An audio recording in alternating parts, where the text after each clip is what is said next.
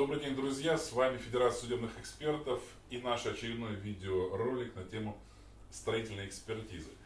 Сейчас у нас в студии строительный эксперт с 10-летним стажем Никита Сергеевич Барышев. Тема нашей передачи – это экспертиза строительных объектов по делам о разводе и разделе совместно нажитого имущества. Что может быть подтверждением? Давайте поговорим об этом. Конечно, мало кто заключает договора строительного подряда при проведении ремонтных работ в квартире, но наличие данных договоров, оно, собственно, и является фактом подтверждения выполненных работ. Основным базовым Да, то есть, грубо говоря,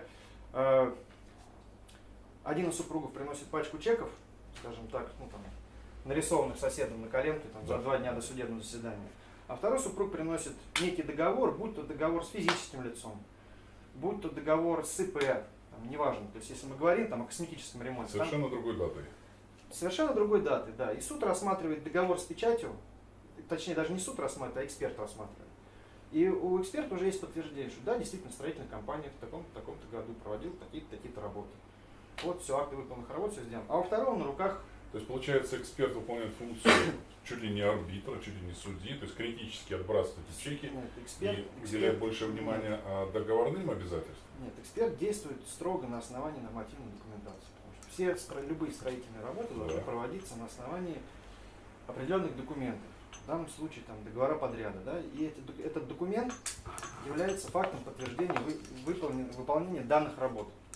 Если этого документа нет, временной период поклейки обоев или устройства полов или установку окон определить невозможно.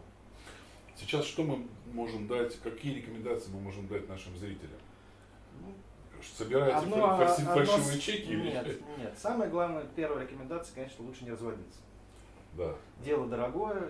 Вступать в шариат мы не будем это, да? Да. Конечно, первым делом это любые работы проводить на основании нормативных документов.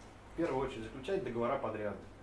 То есть это полезно не в случае развода супругов, а полезно в плане, если работы выполнены некачественно, вы можете предъявить потом претензии.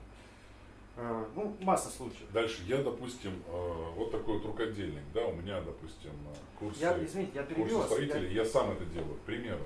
Многие мужчины обладают такими навыками. И клеят обои, умеют класть растяжку. Я говорю, что зачастую 90, даже больше 95-98% ремонтов в квартирах делаются, скажем так, своими силами. Без договоров, сам с собой. В суде, все, что на надо, свой страх и риск. В суде ничего не докажет. Здесь уже можно, если уйти в плоскость юридическую, это уже вопрос к юристам, свидетельские показания и прочее. Но в рамках строительной экспертизы, если эксперту-строитель задает вопрос в временной период, именно строитель в своем направлении скажет, что определить дату проведения ремонта не представляется возможным. Друзья, если у вас остались вопросы по экспертизе о разделе совместно нажитого имущества, звоните Никите Сергеевичу Барышеву, звоните персонально мне. Меня зовут Василий Костюченко. Всем до свидания, до новых встреч.